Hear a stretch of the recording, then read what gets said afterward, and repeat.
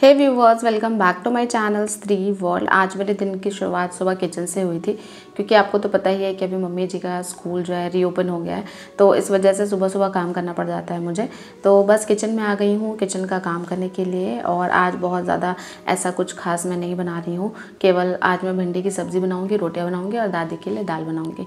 But हाँ, mummy का जब स्कूल होता है तो थोड़ा सा मेरे ऊपर वर्कलोड बढ़ जाता है। बट हाँ, वर्कलोड बढ़ने से भी मुझे ज़्यादा प्रॉब्लम नहीं होती है, क्योंकि मेरा जो मेन फोकस है वो मेरा 75 हार्ड चैलेंज के ऊपर है। और 75 हार्ड चैलेंज में बहुत सारी चीज़ें करनी होती हैं, और जब आप उतनी सारी चीज़ों को कंप्लीट करेंगे ना, तो आपको डिस्ट्रैक्शन का टाइम नहीं मिलेगा। बहुत कुछ करना पड़ता है। फॉर एग्जाम्पल 7 आवर्स स्टडी करनी पड़ती है। उसके बाद मुझे वाटर इनटेक का तो बहुत ज़्यादा ध्यान रखना पड़ता है, क्योंकि मैंने 75 डेज़ तक चैलेंज लिया है कि 4 लीटर वाटर कंज्यूम करूँगी। और जो थर्ड, जो सबसे इम्पॉर्टेंट है, वो है मेरा एक्सरसाइज रूटीन। उसे तो मुझे हर हाल में हर दिन करना ही है, क्योंकि मैंने अगर ये चैलेंज लिया है तो मैं इसको एकदम ट्रूली एकदम कंप्लीट करना चाहती हूँ। एक दिन भी ऐसा मुझे नहीं बिताना है जैसे मुझे रिग्रेट फील हो कि अरे मैंने आज ये नहीं किया, मैंने आज वो नहीं किया। साथ में मुझे बुक्स भी रीड करने हैं, तो एक बुक का हर दिन 10 पेजेस मुझे रीड करना है। तो अगर आप हर दिन 10 पेजेस रीड करते हैं तो मुझे लगता है कि एक बुक 250 से 300 पेजेस की होती है, तो 1 मंथ में आपका एक बुक तो आराम से कंप्लीट हो जाएगा। और मैं आपको बता दूं कि अगर आप बुक्स पढ़ेंगे ना, तो आपकी लाइफ चेंज हो जाएगी, क्योंकि means books are the source of motivation. आप जितना ज़्यादा सेल्फ डेवलपमेंट बुक्स पढ़ेंगे, उतना ज़्यादा आपके थॉट्स जो है क्लियर होंगे, आपका गोल क्लियर होगा, आपको पता होगा कि आपको क्या करना है आगे। क्योंकि उसमें बहुत सारे ऐसे एग्जाम्पल्स दिए होते हैं, और उन एग्जाम्पल्स को जब हम पढ़ते हैं तो उनसे हम इंस्पायर होते हैं, और जब हम इंस्पायर होते हैं तो हम अपनी लाइफ में भी अच्छा परफॉर्म करते हैं। पहले मैं हमेशा कंफ्यूज रहती थी कि मोटिवेशनल स्पीकर्स ऐसा क्यों कहते हैं कि हमें हर दिन एक्सरसाइज करनी चाहिए और हर दिन हमें मोटिवेशनल बुक्स पढ़ना चाहिए, इसके पीछे का रीज़न क्या है। और वो हमेशा ये क्यों कहते हैं कि उनके घर में लाइब्रेरी बहुत बड़ी है, उन्होंने 250 से 300 किताबें पढ़ी हैं। आप सोचिए कि जब मैं एक बुक के 10 पेजेस हर दिन पढ़ती हूँ, तो मुझे कभी भी अपना एक्सरसाइज जो है, वो एक्सरसाइज रूटीन छोड़ने का मन नहीं करता। मुझे लगता है कि अरे यार, चलो एक्सरसाइज कर लेते हैं, पढ़ाई कर लेते हैं, अपनी डाइट का भी ध्यान रख लेते हैं। तो सोचिए कि जिन्होंने 250 से 300 किताबें पढ़ी होंगी, उनकी लाइफ ऐसे ही चेंज नहीं हुई है। इसके पीछे बहुत सारा नॉलेज उन्होंने गेन किया होगा इतनी सारी बुक्स पढ़कर। तो अब मैं इसका बुक पढ़ने का सिग्निफिकेंस समझ पाती हूँ। तो फाइनली मेरे किचन का काम आज जल्दी कंप्लीट हो गया था, क्योंकि सुबह उठने के बाद मैं सीधे काम करने चली गई थी। और अभी सुबह के 7:30 बज रहे हैं, तो अभी मैं अपना टाइमर रीसेट कर दे रही हूँ। और मैंने अपना टाइमर ऑन कर लिया है, और टाइमर ऑन करने के बाद फ़र्स्ट स्टडी स्लॉट अपना शुरू करने जा रही हूँ। तो फर्स्ट स्टडी स्लॉट में मैं पढ़ूँगी ज्योग्राफ़ी, क्योंकि ज्योग्राफ़ी अभी पढ़ना बहुत ज़्यादा ज़रूरी है मुझे, क्योंकि अब मेरा इसमें बहुत ज़्यादा इंटरेस्ट जो है वो डेवलप हो गया है। मैं चाहती तो एक्सरसाइज वगैरह करने के बाद, फ्रेश होने के बाद ही पढ़ सकती थी, क्योंकि मैंने मॉर्निंग आवर में कुछ भी पढ़ाई नहीं की थी। तो मैंने सोचा कि चलो पहले 1-2 घंटे पढ़ लेती हूँ, उसके बाद जो बाकी काम है क्लीनिंग का या फिर एक्सरसाइज करने का, उसके बाद ये सारे काम कर लूँगी। क्योंकि फिर पता है क्या होता है, फिर जब मैं क्लीनिंग वगैरह कर लेती हूँ, एक्सरसाइज कर लेती हूँ, और उसके बाद जब मैं फर्स्ट स्टडी स्लॉट शुरू करती हूँ, तो थोड़ा थोड़ा मुझे मोटिवेशन कम लगता है। मुझे लगता है कि ओ माय गॉड, मैं पूरे दिन में 7 आवर्स कैसे कंप्लीट कर पाऊँगी, क्योंकि रात का टाइम मेरे पास उतना अवेलेबल नहीं होता है। रात में मैं जनरली पढ़ाई नहीं कर पाती हूँ, जितना भी पढ़ना होता है दिन में ही पढ़ लेती हूँ। अभी मैं ज्योग्राफी में भारत की नदियाँ पढ़ रही थी, और सर ने बहुत अच्छा पढ़ाया है। पहले अगर यही मैं किसी और टीचर से पढ़ती थी तो उतना मुझे पढ़ने का मन नहीं करता था, बट अभी मुझे पढ़ने में बहुत ज़्यादा मज़ा आ रहा था। और मुझे ऐसा लग रहा है कि मैं जल्द ही ज्योग्राफी का कोर्स जो है वो कंप्लीट कर लूँगी, क्योंकि अब बहुत ज़्यादा वीडियोज़ बची नहीं है, 10 से 12 वीडियोज़ ही बची है। तो कोशिश करूँगी उन सबको जल्दी से कम्प्लीट करने की। और ये देखिए, आपको यहाँ पर एक चाय का कप भी दिख रहा होगा। एक्चुअली आज मैंने चाय पी है, बट हाँ, मैं इंश्योर करती हूँ कि चाय में मैं चीनी ना डालूँ। चाय में मैं हमेशा से गुड़ यूज़ करती हूँ, क्योंकि अभी जो 75 डेज़ का चैलेंज है उसमें मैंने रिफाइंड शुगर को नो कहा हुआ है। तो बस देखते हैं कि 75 डेज़ में क्या होता है। अभी तो बहुत ज़्यादा दिन नहीं बीते हैं, अभी तो बहुत कम ही दिन है। आज तो डे 18 है, और अभी बहुत सारा दिन जो है वो बाकी है। तो देखते हैं तब तक मैं मोटिवेटेड रह भी पाती हूँ या नहीं। हे व्यूअर्स, फाइनली मेरा फर्स्ट स्टडी स्लॉट कंप्लीट हो गया है, और फर्स्ट स्टडी स्लॉट में मैंने पढ़ा है ज्योग्राफी।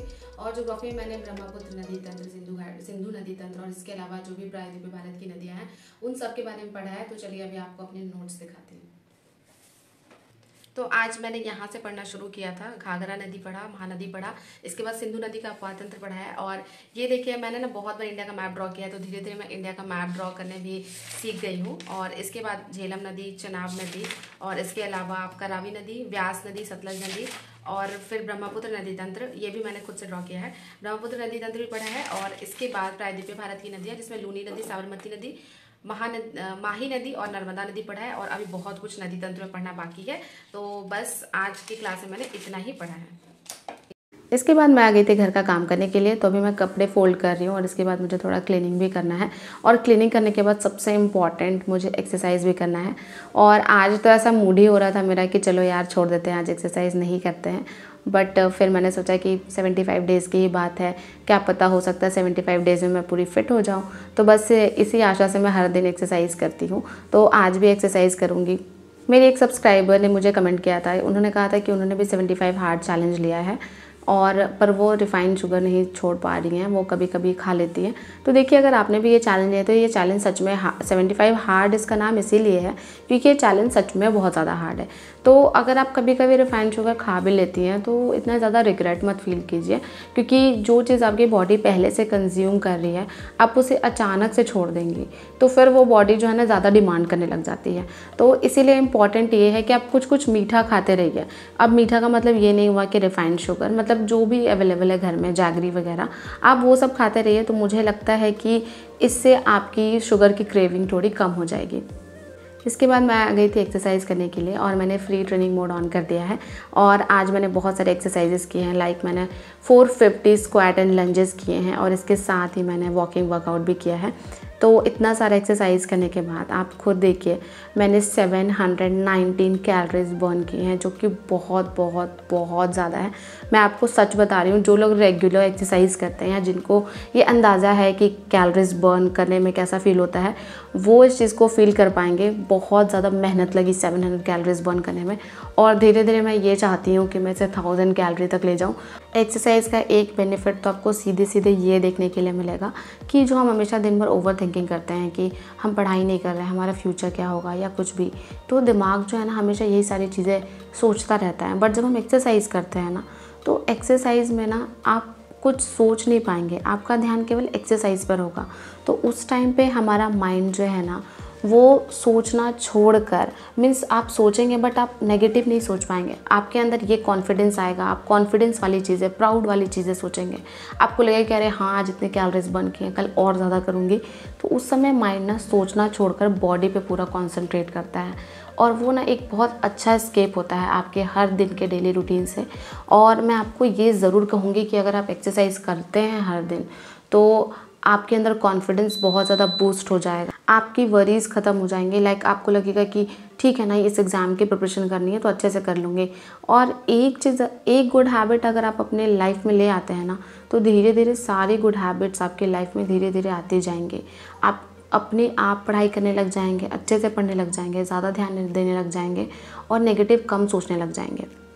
बहुत लोग मुझे ये कहते थे कि शादी के बाद एक्सरसाइज करने का टाइम नहीं मिलता है या फिर लड़कियां अपने ऊपर ध्यान नहीं दे पाती हैं, अपनी पढ़ाई कंटिन्यू नहीं कर पाती हैं, प्रिपरेशन नहीं कर पाती हैं। तो मुझे पहले डर लगता था कि अगर मेरी शादी हो जाएगी तो फिर मैं कैसे कर पाऊँगी, क्योंकि ज़रूरी नहीं है ना कि सबका शादी से पहले ही जॉब लग जाए। बहुत सारी ऐसी लड़कियां होती हैं जिनको शादी के बाद भी स्ट्रगल होता है, तो मैं उन्हीं में से एक हूँ। तो मुझे मतलब इस बात पे खुद पर डाउट भी होता था कि पता नहीं मैं पढ़ाई कर पाऊँगी या नहीं, मैं एक्सरसाइज कर पाऊँगी या नहीं, मैं खुद पर ध्यान दे पाऊँगी या नहीं। बट अभी जब 75 हार्ड चैलेंज लिया है ना तब समझ में आ रहा है कि नहीं, सब कुछ पॉसिबल है। हर कुछ को थोड़ा थोड़ा किया जाए तो हम हर एरिया में ध्यान दे सकते हैं। पर मैं इस बात से डिनाई करती हूँ। मुझे लगता है कि अगर हम मेहनत करेंगे, अपने ऊपर भरोसा रखेंगे, अगर हमारे ड्रीम्स बहुत पावरफुल होंगे ना, हमारा वाई बहुत स्ट्रॉन्ग होगा, हमारे रीजंस बहुत स्ट्रॉन्ग होंगे सक्सेसफुल होने के लिए, तो हम किसी भी हालत में मेहनत कर सकते हैं। मैं बस एक ही चीज़ जानती हूँ कि हालात कैसे भी हो, हौसला बड़ा होना चाहिए। आपके हालात में इतनी हिम्मत नहीं होनी चाहिए कि वो आपके हौसले को बदल दे, आपके हौसले में इतनी ज़्यादा हिम्मत होनी चाहिए कि वो आपके हालात बदल दे। तब लाइफ का मज़ा है। तो बस मैंने अपना सेकंड स्टडी स्लॉट कंप्लीट कर लिया है। और सेकंड स्टडी स्लॉट में ना आज मैंने महाजनपद काल पढ़ा था, और महाजनपद काल में सर ने बिंदुसार और इसके अलावा अशोक के बारे में बहुत कुछ बताया, जैसे अशोक के शिलालेख, स्तंभ अभिलेख और पता नहीं जितने भी होते गुहा अभिलेख, सब कुछ बताया और बहुत डेप्थ में पढ़ाया था। और उतना पढ़ने के बाद फिर मैंने थोड़ा देर का रेस्ट लिया है, और रेस्ट टाइम में भी ना मैं यहाँ पर चावल चढ़ाने आ गई थी, और थोड़े से जो बर्तन थे उनको मैं धो रही हूँ, और धोने के बाद फिर थोड़ा रेस्ट करूँगी, उसके बाद अपना नेक्स्ट स्टडी स्लॉट शुरू करूँगी। आज मैं आपको एक बहुत फ़नी स्टोरी बताने वाली हूँ हिस्ट्री वाले सर से रिलेटेड। एक्चुअली ये स्टोरी ना 2-3 दिन पहले की है। 2-3 दिन पहले जब मैं हिस्ट्री क्लास अटेंड करी थी, तो ये जो सर है ना, जो एंशिएंट हिस्ट्री पढ़ाते हैं, ये क्या करते हैं कि बीच बीच में ऐसे ही सिंगिंग करने लग जाते हैं। माइक ऑन ही रहता है उनका और वो सिंगिंग करने लग जाते हैं। तो ऐसे में एक स्टूडेंट ने कमेंट कर दिया सर को कि आप बहुत घटिया गाते हैं। तो सर ना एकदम बिल्कुल चिड़चिड़े हो गए और वो कहने लगे कि हाँ मैं बहुत घटिया गाता हूँ, मैं एक घटिया गायक हूँ, तो तुमको क्या है इससे। और मतलब बहुत ज़्यादा फ्रस्ट्रेट हो गए सर। और एक्चुअली देखिए ऐसा नहीं करना चाहिए, क्योंकि वो टीचर तो बहुत अच्छे हैं, पढ़ा तो बहुत अच्छा रहे हैं, और मान लीजिए बीच में ऐसे सिंगिंग कर भी ले रहे हैं, तो हमें इतना ज़्यादा उनको मतलब क्रिटिसाइज़ नहीं करना चाहिए। बट हर तरह के स्टूडेंट होते हैं, तो किसी ने मजाक बनाने के लिए बोल दिया होगा ऐसा। तो बस थोड़ी देर काम करने के बाद मैं आ गई थी दोबारा से पढ़ाई करने के लिए। और अभी मैं क्या करूँगी ना, आज जब वीडियो देख रही थी तो सर ने बताया था कि उन्होंने यूट्यूब पर महाजनपद काल का एक क्वेश्चन आंसर सेशन ले रखा है, तो वो कह रहे थे कि जाके उसे अटेंड कर लीजिए, आपने जितना भी पढ़ा है वो आपका रिवाइज हो जाएगा।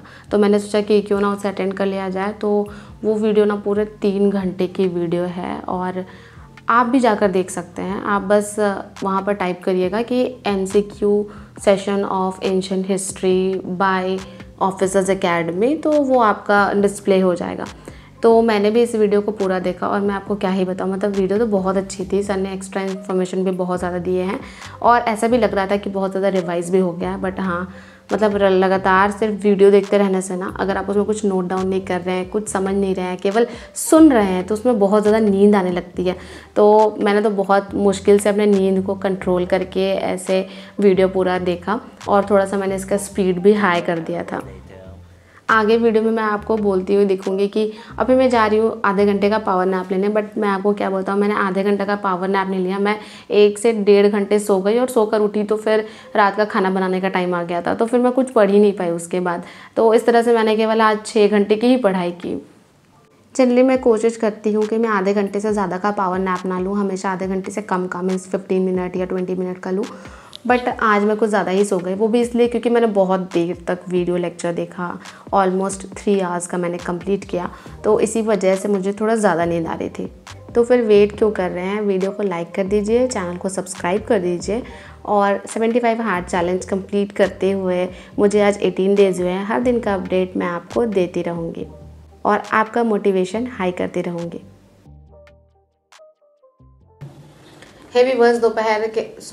हेवी वर्स शाम के 5 बज गए हैं, और मैं आपको बता दूं कि आज मेरा टाइमर मेरे से रीसेट हो गया। एक्चुअली जब मैं वॉशरूम जा रही थी तो मैंने सोचा कि टाइमर को मैं स्टॉप करती हूँ, तो वो मेरे से रीसेट बटन पे क्लिक हो गया। तो कभी कभी ऐसा हो जाता है। बट हाँ, मैंने लास्ट टाइम 2:30 बजे से पढ़ना शुरू किया था, अभी शाम के 5 बज रहे हैं, तो लगभग मैंने 2.5 घंटे की पढ़ाई की है।